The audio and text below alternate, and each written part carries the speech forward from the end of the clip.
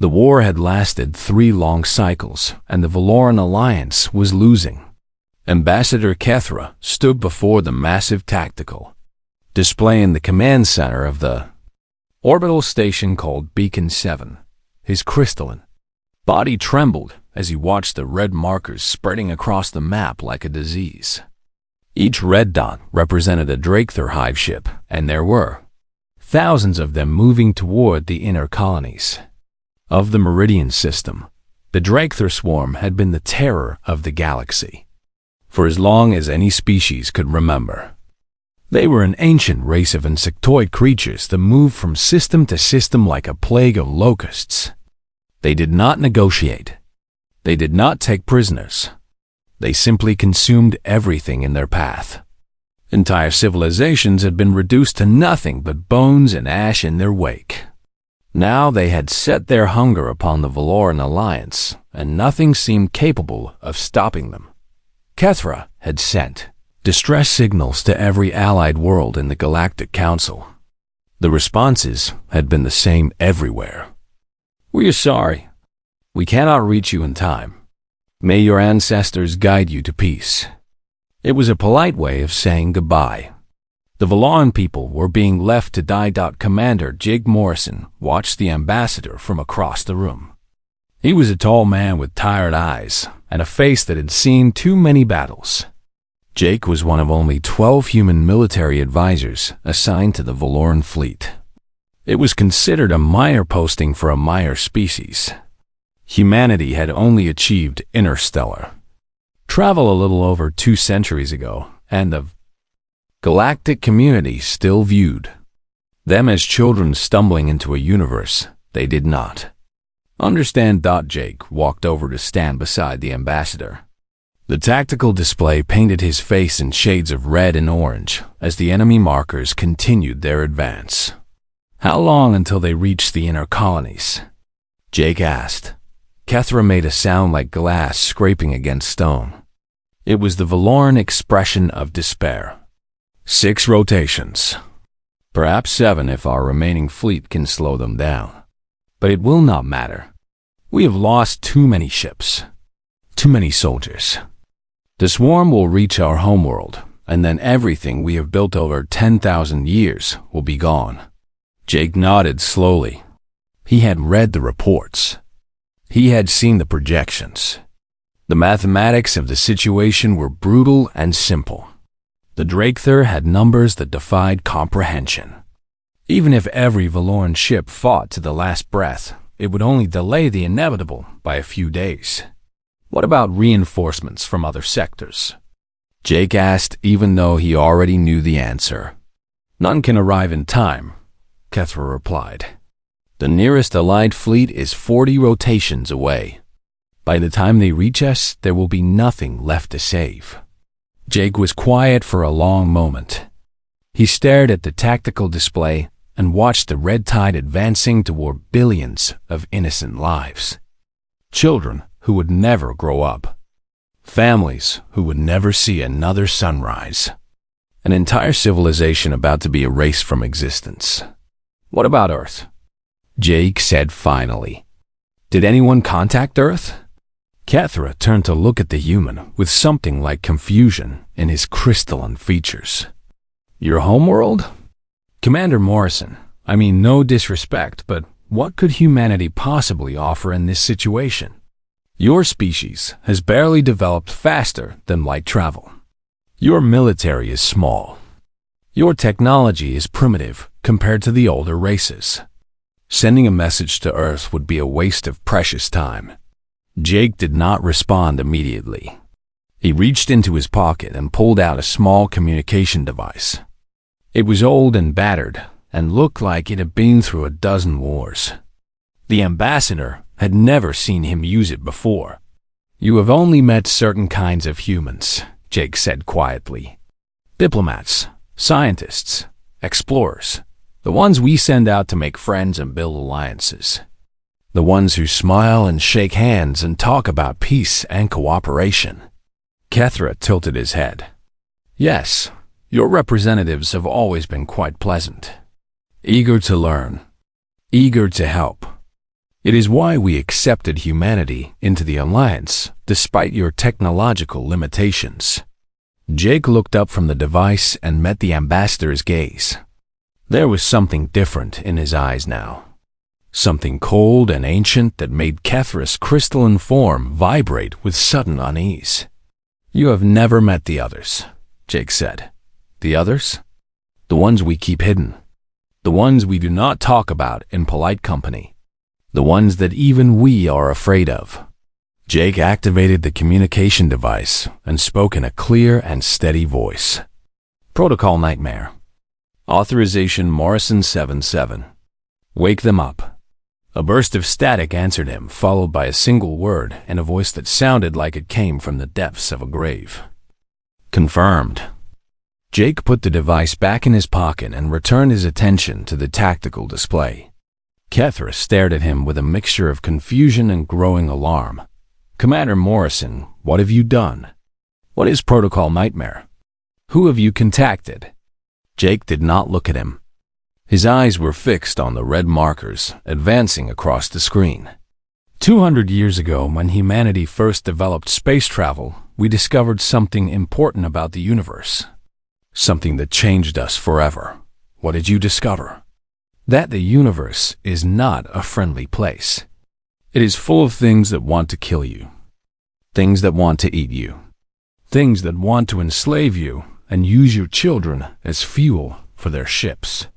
Jake's voice was flat and emotionless.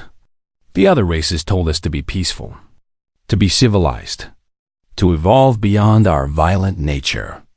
And we nodded and smiled and said, yes, of course, we will be good." He turned to face the ambassador, and Kethra felt something like fear for the first time in his long life. "But we lied. We never stopped being what we are. We just got better at hiding it. While the galaxy watched us build schools and hospitals and cultural centers, we were building something else in secret. Something terrible. Something that we hoped we would never have to use." "What did you build?" Jake smiled, but there was no warmth in it. "Nightmares, Ambassador. We built nightmares given flesh and bone and metal. We took our worst impulses and our darkest instincts, and we turned them into weapons. And then we locked them away on a moon that no alien ship is allowed to approach. Across the galaxy on a barren rock, officially classified as a human agricultural research station, ancient machines began to hum with power. Cryo chambers that had been silent for decades started their revival sequences. Things that had been sleeping for a very long time opened their eyes in the darkness. Kethra felt the vibration in his crystalline body intensify. "Commander Morrison, what is coming?" Jake Morrison watched the tactical display as a new set of markers began to appear. They were not red like the enemy. They were black. Dozens of them at first. Then hundreds. "Help," Jake said simply. "The kind of help that makes." Even the Drakther looked like children playing with toys.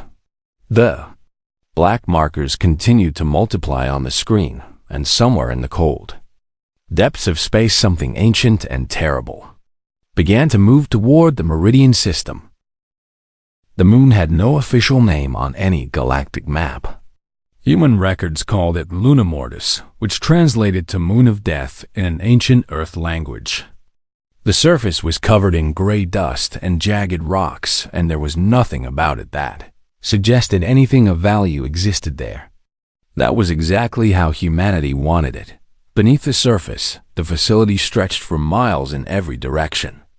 It was a labyrinth of corridors and chambers carved into the stone over the course of 2 centuries. The walls were lined with cables and pipes that hummed with enough power to light a small city. At the heart of this underground complex were the vaults. Row after row of cryo chambers standing in perfect formation, like soldiers waiting for orders. Lieutenant Megan Cross felt the ice in her veins turn to fire as the revival sequence completed. Her eyes snapped open, and she gasped as warm fluid drained from her lungs. The glass lid of her chamber hissed and slid away, and she sat up slowly, feeling every muscle in her body scream with the pain of reawakening. She was not alone. All around her, thousands of other chambers were cycling through the same process. Men and women were rising from their frozen sleep with expressions that ranged from confusion to eager anticipation. These were not ordinary soldiers. They had not been ordinary for a very long time. Megan flexed her fingers and felt the familiar strength flowing through her enhanced muscles. Her bones had been reinforced with alloys that did not exist in nature. Her nervous system had been rewired to process information faster than any baseline human could comprehend. There were things inside her body that would make a medical doctor faint with horror, and she had paid for every single modification with pain that would have killed a normal person. A holographic display flickered to life in the center of the vault. The face that appeared was weathered and scarred, with eyes that had seen the worst of humanity and decided to make it even worse.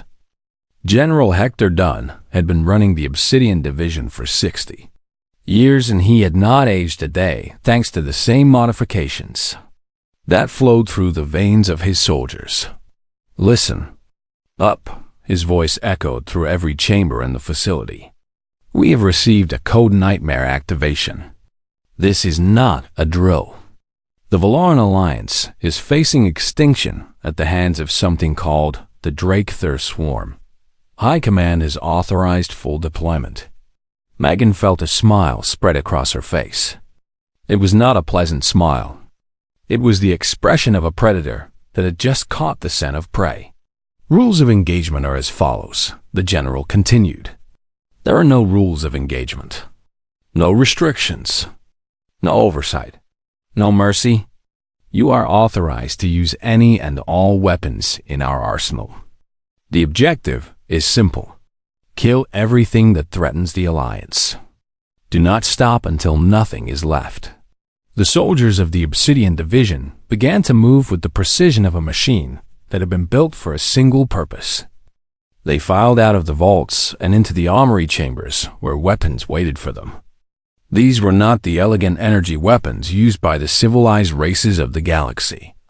These were brutal instruments of destruction, designed by minds that understood violence the way artists understood paint. Danny Price was a massive man who stood nearly 7 feet tall.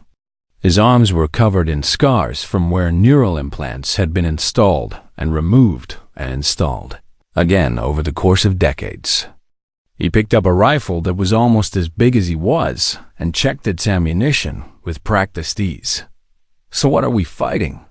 he asked Megan as she selected her own weapons. She pulled up the tactical briefing on a nearby display. Images of the Drakethur filled the screen. They were nightmarish creatures with bodies like insects and limbs that ended in razor-sharp blades. Their mouths were filled with teeth, designed to tear through metal and bone with equal ease. "Hive mind species," Megan said. "Billions of them spread across thousands of ships. They consume everything organic. Been terrorizing the galaxy for longer than humanity has existed." Danny laughed. It was a deep rumbling sound that made nearby soldiers look up with matching grins. Finally, something worth waking up for. I was getting bored of dreaming about the old days. Megan loaded a pistol with ammunition that glowed with a faint purple light. The bullets were tipped with a compound that would cause any organic tissue to dissolve on contact. It was considered a war crime by every civilized species in the galaxy. The Obsidian Division did not care about civilized opinions.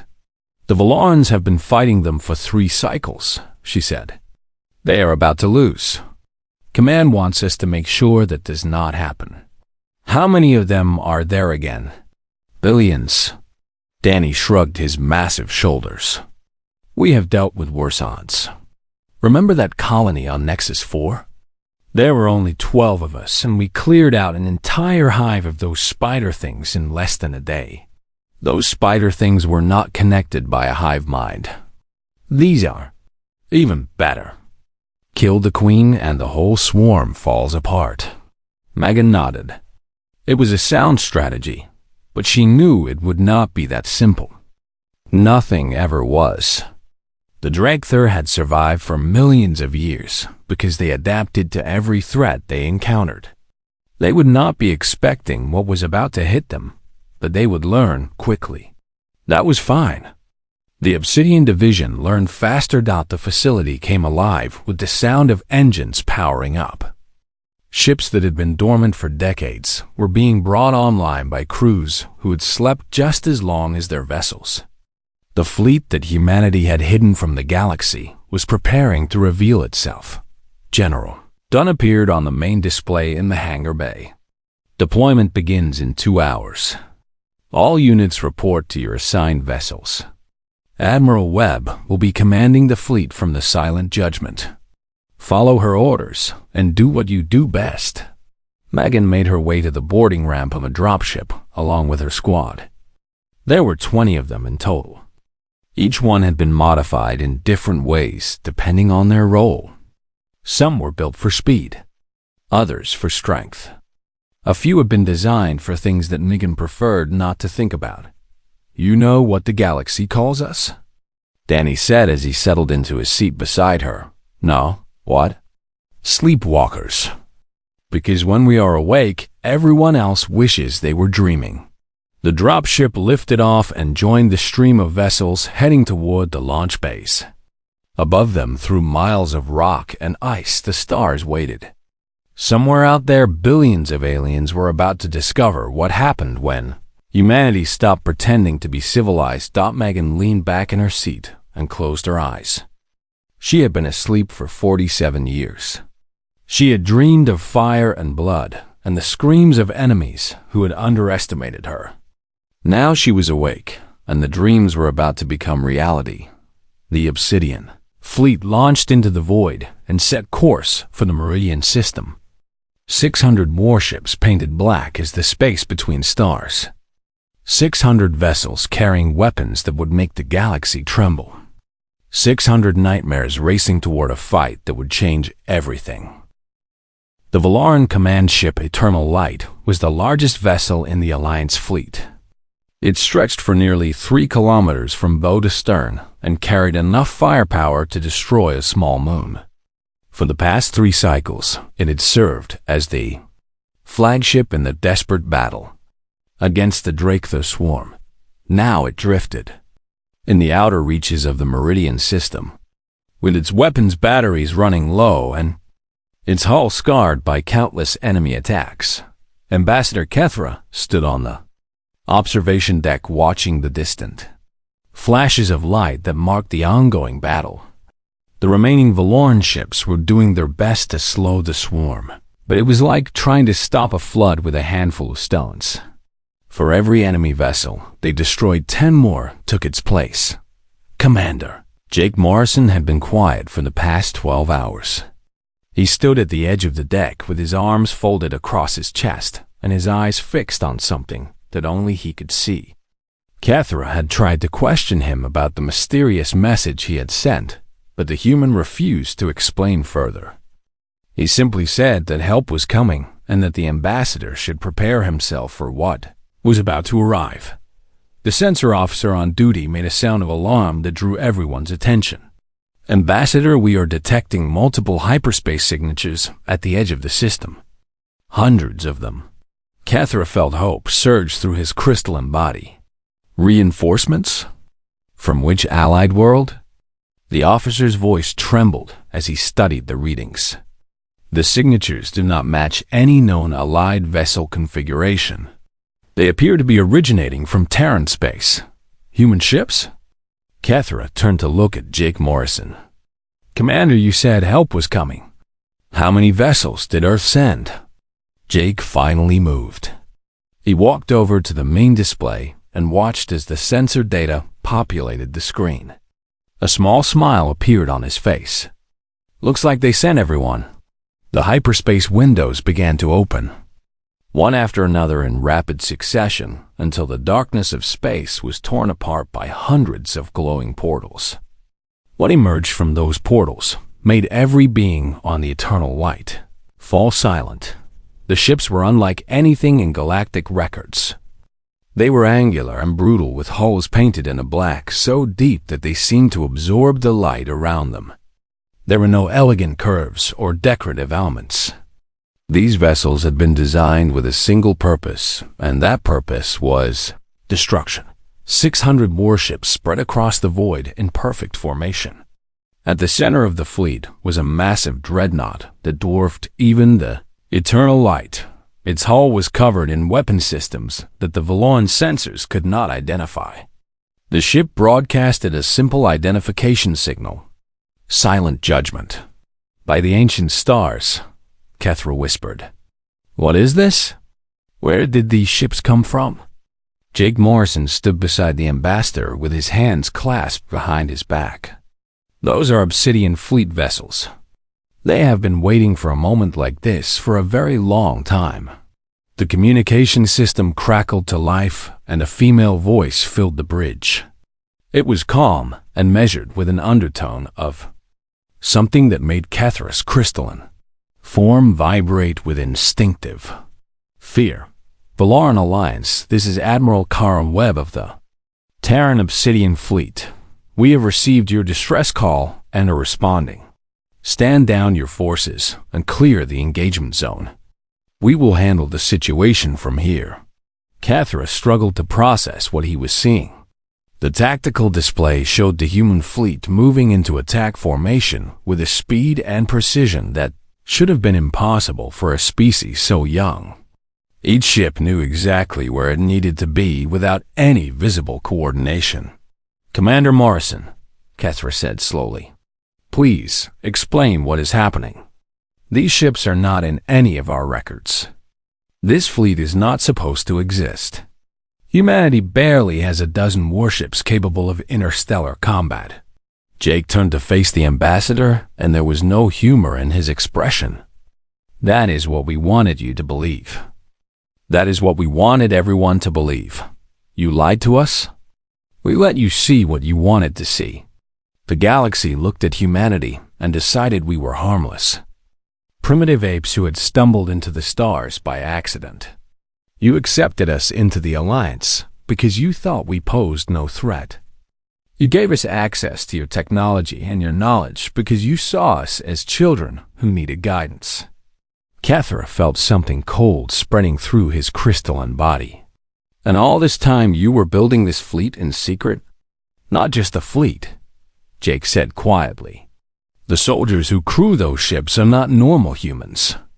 They have been modified in ways that would horrify you if I explained them. They are faster than any natural being, stronger than machines. Their minds have been altered to remove fear and hesitation and mercy. They are what happens when humanity stops pretending to be civilized and embraces what we truly are." "What are you truly?" Jake did not answer immediately.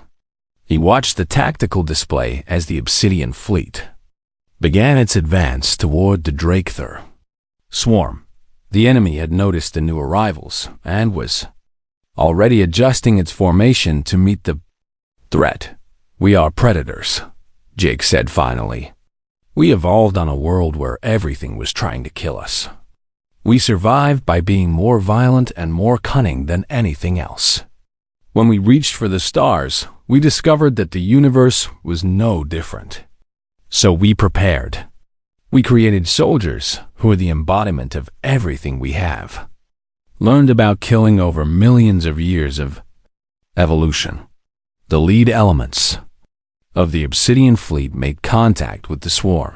What happened next made Kethra question everything he thought he knew about warfare. The human ships did not engage at range like every other fleet in the galaxy. They drove straight into the heart of the enemy formation, like wolves attacking a herd of prey. Their weapons were things of nightmare. Beams of energy that caused Drakethur vessels to implode. Missiles that released swarms of machines that ate through enemy hulls like acid. Projectiles that punched through shields as if they did not exist. The Drakethur tried to swarm the human ships the way they had swarmed every other enemy. It did not work. The black vessels moved with impossible agility, weaving through the mass of enemy fire and responding with devastating counterattacks. In the first 10 minutes of engagement, the humans destroyed more Drakethir ships than the Valoran fleet had managed to kill in 3 cycles. "They are not fighting," Kethra said in a voice barely above a whisper. "They are hunting." Jake Morrison nodded slowly. "Now you understand. The Drakethir think they are the apex predator of this galaxy. They are about to learn that there is always something higher on the food chain." The Silent Judgment fired its main weapon for the first time. A beam of something that looked like condensed darkness lanced across space and struck a Drakethir hive ship. The vessel simply ceased to exist. One moment it was there. The next moment there was nothing but empty space. Kethra turned to face Jake Morrison with something that might have been fear or might have been awe. "What have you brought to our system, Commander?"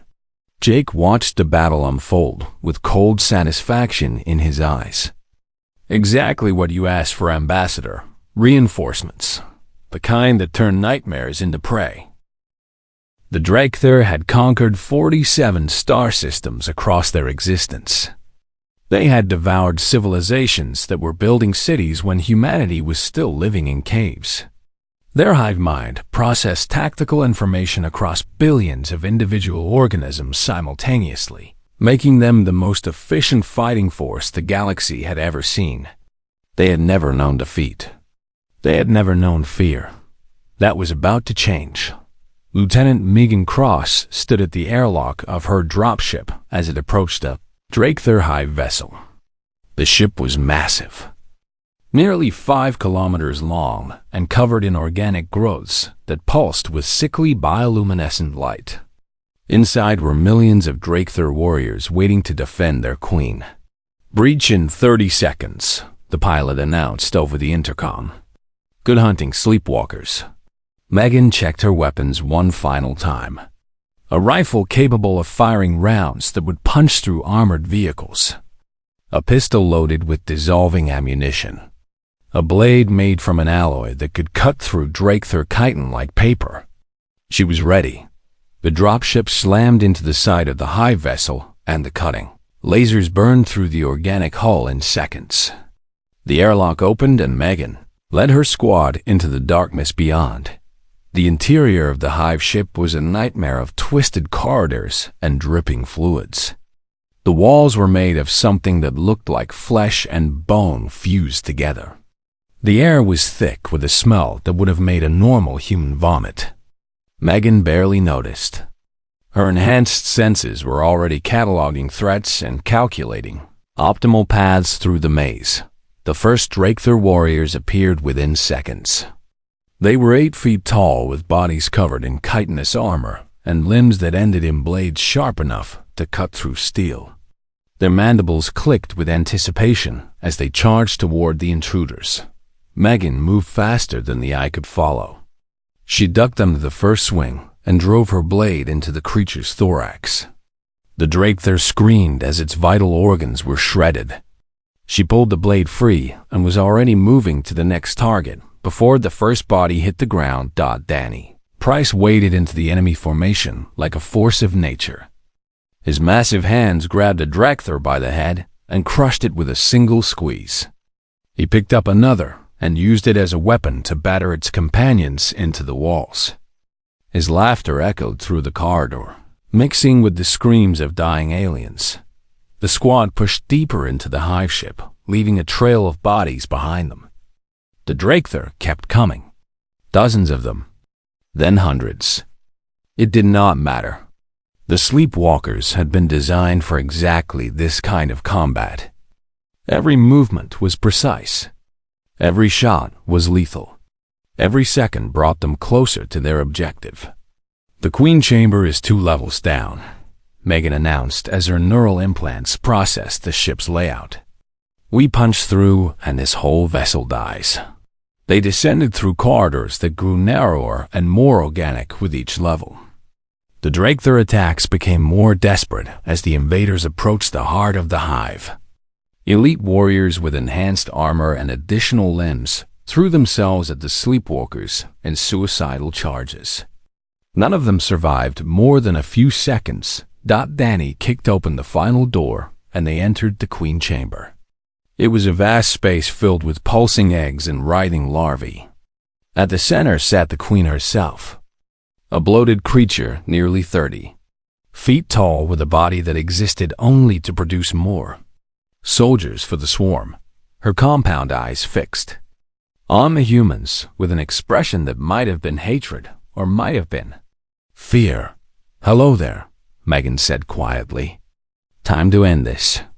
She raised a weapon that should not have existed. It was called a neural disruptor, and it had been designed specifically to target hive mind species. When she pulled the trigger, a pulse of energy rippled through the chamber and connected with the queen's nervous system. The queen screamed. It was not a sound that could be heard with ears. It was a psychic wail that reverberated through the hive mind and touched every Drakethur connected to her. Across the ship, millions of warriors suddenly experienced their queen dying. They felt her pain as if it were their own. The feedback loop amplified through the hive mind until their nervous systems simply burned out. The hive ship went dark as every Drakethur aboard died simultaneously. In space, the battle had become a slaughter. Admiral Karen Webb commanded the Obsidian fleet from the bridge of the Silent Judgment with the calm precision of someone directing a training exercise rather than the largest engagement in galactic history. "Sector 7 is clear," her tactical officer reported. "Enemy forces in retreat across all fronts." Karen leaned back in her command chair and studied the tactical display. The Drakethur were trying to run. After millions of years of being the hunters, they had finally encountered something that made them prey. Their ships were scattering in every direction, hoping to escape the black vessels that pursued them with relentless efficiency. "No retreats," Karen said simply. "They came here to eat billions of innocent people. They do not get to change their minds now. All units pursue and destroy. I want nothing left." The Obsidian fleet spread across the system like a net closing around trapped fish. Human ships ran down fleeing Drakethur vessels and destroyed them without mercy. The weapons they used were things that would give galactic scientists nightmares for generations. Viral torpedoes that rewrote Drakethur biology and turned them against each other. Graviton cannons that crushed hive ships into points of infinite density. Something called the Whisper Field that simply erased matter from existence on the Eternal. Light Ambassador Kethra watched the systematic destruction of an enemy that had terrorized the galaxy for longer than his species had existed. He did not know how to feel. Part of him was grateful that his people would survive. Another part was terrified by what he was witnessing. "This is not warfare," he said to Jake Morrison, who stood beside him. "This is extermination." Jake nodded slowly. "Yes, it is. The Drakethur killed trillions of beings across their history. They showed no mercy to anyone. Why should we show mercy to them? Because mercy is what separates civilized beings from monsters." Jake turned to look at the ambassador with eyes that held no warmth. "You asked us to be civilized. You asked us to evolve beyond our violent nature. We tried. We really did. But the universe does not reward mercy. It rewards strength. It rewards the willingness to do whatever is necessary to protect the things you care about." He gestured at the tactical display where the last pockets of Drakethur resistance were being eliminated. "The galaxy is about to learn something important, Ambassador. Humanity never stopped being violent. We just got better at hiding it. We learned to smile and shake hands while we built weapons in the shadows. We learned to seem harmless while we prepared for the day when the universe would finally show its true face." The final Drakethur vessel exploded in a flash of light. The swarm that had terrorized the galaxy for millennia was gone. Wiped from existence in less than 3 days by a species that everyone had dismissed as primitive. "Children." Karen Webb's voice came over the communication system. All enemy forces have been neutralized. The Meridian system is secure. Kethra looked at Jake Morrison and saw something in the human's eyes that made his crystalline body tremble. It was not victory. It was not satisfaction. It was hunger. The hunger of a predator that had finally been allowed off its leash and was already looking for its next meal. What happens now? Kethra asked. Jake smiled that cold smile again. Now we go back to sleep. Until the next time the galaxy needs monsters to fight its wars. 3 standard days after the battle ended, the Nexus Council convened an emergency session. Representatives from over 100 species gathered in the Great Chamber on the station called Unity Prime. They came from worlds scattered across the galaxy. Some were ancient races who had watched stars being born. Others were younger civilizations still finding their place in the cosmic order. All of them had one thing in common. They were afraid. The chamber was vast. A dome of transparent crystal that looked out upon the endless stars. Floating platforms held the delegates from each species, arranged in concentric circles around a central podium. The atmosphere was thick with tension, as beings who had never agreed on anything found themselves united by a shared sense of unease. Admiral Karen Webb stood at the central podium. She wore her dress uniform, black fabric with silver trim and a single medal pinned above her heart. Her hair was gray and pulled back in a severe style that emphasized the sharpness of her features. Behind her stood a small honor guard of obsidian soldiers. They did not move. They barely seemed to breathe. Several delegates had already noted that the soldiers had not blinked once since entering the chamber. The council elder spoke first. It was a being of pure energy that had existed for longer than most species could comprehend. Its voice resonated through the chamber like the echo of a dying star. Admiral Webb, the Nexus Council offers its deepest gratitude for the assistance your forces provided against the Drakethar Swarm. Without your intervention, the Valoran Alliance would have been destroyed and billions of lives would have been lost. Karen inclined her head slightly. The Terran Confederacy is pleased to have been of service. However, the Elder continued, there are questions that must be addressed. The fleet you deployed was unknown to our intelligence services. The weapons you employed defy our understanding of physics. The soldiers under your command appear to be something other than baseline humans. The Council wishes to understand how these capabilities were developed and why they were hidden from your allies. Karen looked around the chamber at the assembled delegates. Some met her gaze. Most looked away. She could smell their fear. It was a familiar scent. She had smelled it on 1,000 battlefields across 2 centuries of service. You want to know why we hid this from you, she said. It was not a question. Yes. Karen clasped her hands behind her back and began to walk slowly around the podium. Her footsteps echoed in the silence. When humanity first achieved interstellar travel, we were excited. We thought we were joining a community of enlightened beings, a galaxy of friends waiting to welcome us. We sent out our diplomats and scientists with open arms and open hearts. She paused and looked at a delegation of crystalline beings similar to Ambassador Kethra. You looked at us and saw primitives, violent apes who had somehow stumbled into space.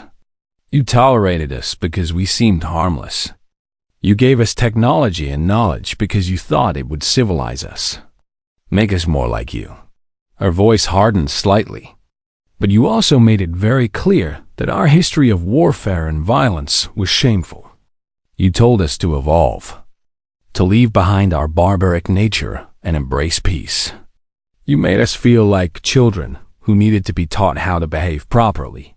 The council elder pulsed with a light that might have indicated discomfort. We sought only to guide humanity toward a more enlightened path. I know, Karen said, and we appreciated the guidance. We really did.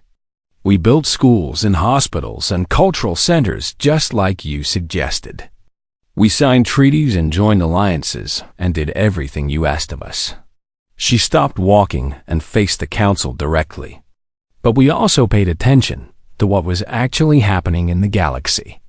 We saw the Drakethur consume entire civilizations while the enlightened races debated appropriate responses.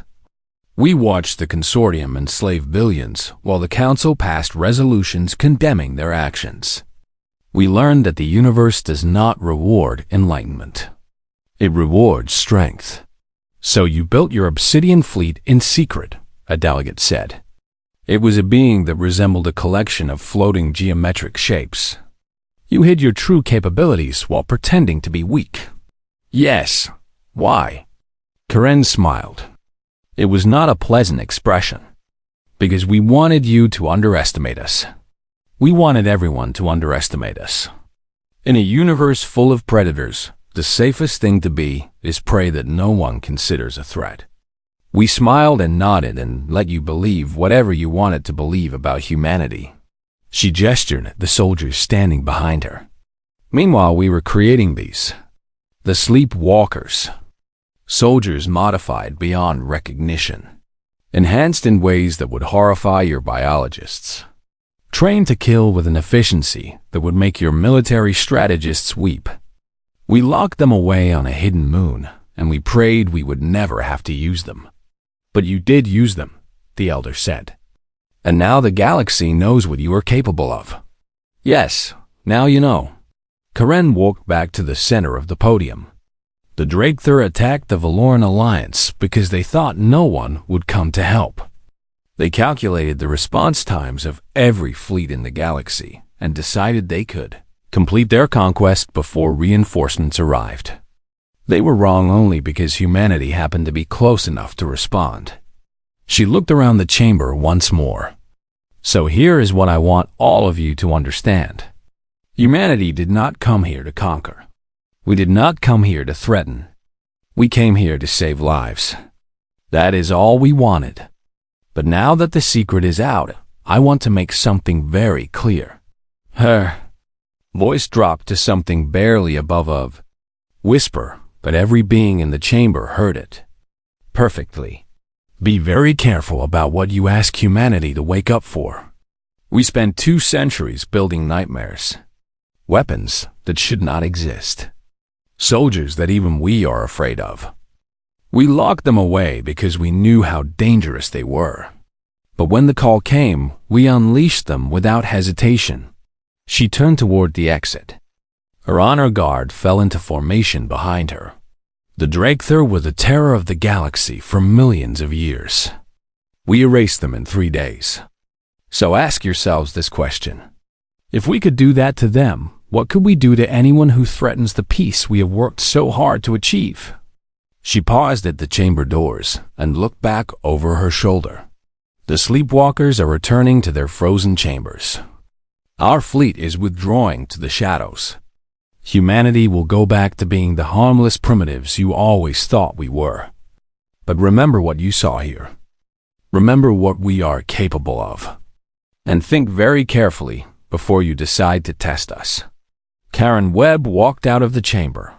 Behind her, the most powerful beings in the galaxy sat in stunned silence, trying to process what had just happened.